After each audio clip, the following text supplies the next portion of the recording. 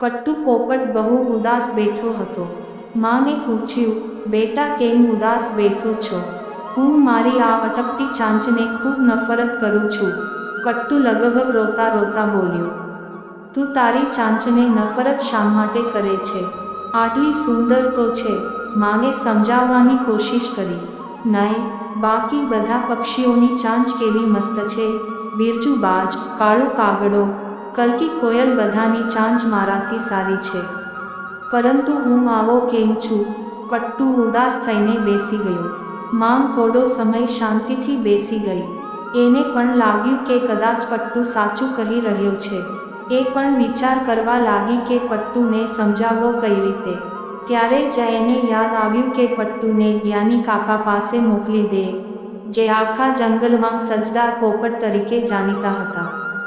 માંગે તરત જ કટ્ટુને કાકા પાસે મોકલી દીધો. કાકા જંગલની વચ્ચોવચ્ચ એક જૂના ઝાડ પર રહેતા હતા. કટ્ટુ કાકાની સામે જઈને બેસી ગયો અને કહ્યું, કાકા મારી એક સમસ્યા છે. બેટા કહે મને શું સમસ્યા છે દીકરા? કાકા બોલ્યા. કટ્ટુ કહેવા લાગ્યો, કાકા મને મારી ચાંચ નથી ગમતી, કેટલી અટપટી છે. મને જરાને નથી ગમતી. બીજી બાજુ મારા ભાઈબંધો બિરજુ બાજ, કાળું કાગડો, કલકી કોયલ એ બધાની ચાંચ કેટલી સુંદર છે. કાકાએ કહ્યું, હા એ તો છે. એ છોડ તું મને કહે તને ખાવામાં કરચલા અને કીડા મકોડા ગમે. છીન, આવી બકવાસ વસ્તુ મને ખાવી ન ગમે. કટ્ટુ મોં બગાડતા બોલ્યો. અરે છોડ, તો તને માછલીઓ ભાવશે, કાકાએ ફરી કહ્યું. અરે રે કાકા કેવી વાતો કરો છો? હું પોપટ છું. હું આ બધી વસ્તુઓ ખાવા માટે નથી બન્યો. કટ્ટુ નારાજ થઈને બોલ્યો. સાવ સાચું, કાકા બોલ્યા.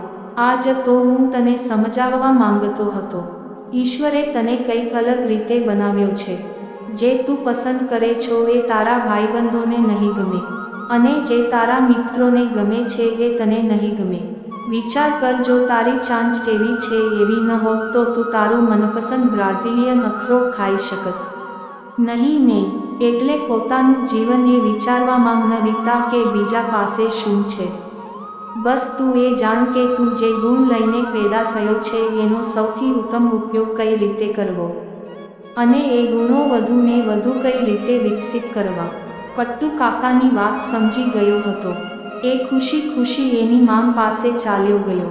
કટ્ટુ પોપટની જેમ ઘણા લોકો પોતાના પોઝિટિવ પોઈન્ટ્સને કાઉન્ટ કરવાને બદલે બીજાની યોગ્યતા જોઈને એની સરખામણી કરવામાં લાગી જતા હોય છે.